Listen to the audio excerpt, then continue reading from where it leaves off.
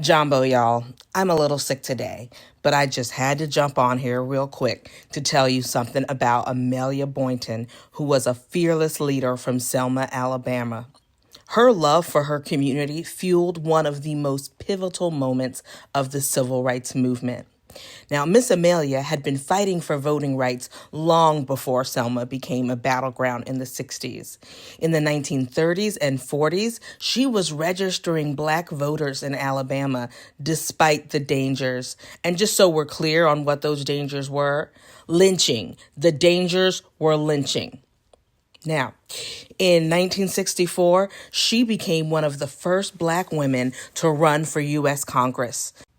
But it was Bloody Sunday, which happened on March 7th, 1965, that solidified her place in history and also changed history.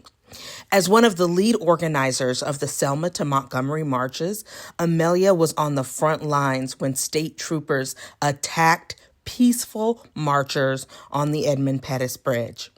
She was beaten unconscious, but she never wavered.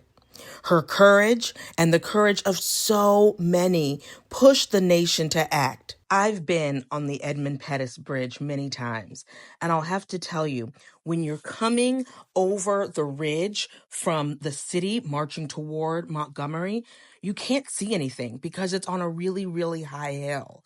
And as you come over that hill, you can only be on this very thin piece of sidewalk. You could not be in the street, and on the other side of that sidewalk is the Alabama River. So it's the river, the sidewalk, the street. So people were going two by two down the sidewalk. They couldn't see what was waiting for them over the ridge. And when they got over the ridge, they were faced with a phalanx of police officers on horses with guns, with whips, with billy clubs.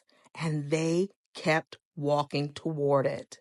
Amelia Boynton was in the front. She kept walking toward it.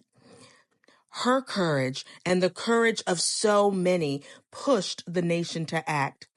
I usually say that they marched from Selma to Montgomery, and when they got to Montgomery, the Voting Rights Act was signed, because that's essentially what happened after they finally, on their third attempt, arrived successfully in Montgomery. Now, the Voting Rights Act finally broke down barriers to black voting rights. But today, the Voting Rights Act has been gutted. In 2013, the Supreme Court's Shelby County versus Holder decision struck down key protections, which allow states with histories of discrimination, like Georgia, to pass restrictive voting laws without federal oversight, like Georgia did. Since then, we've seen mass voter purges, polling place closures, and strict voter ID laws, all targeting black and brown voters.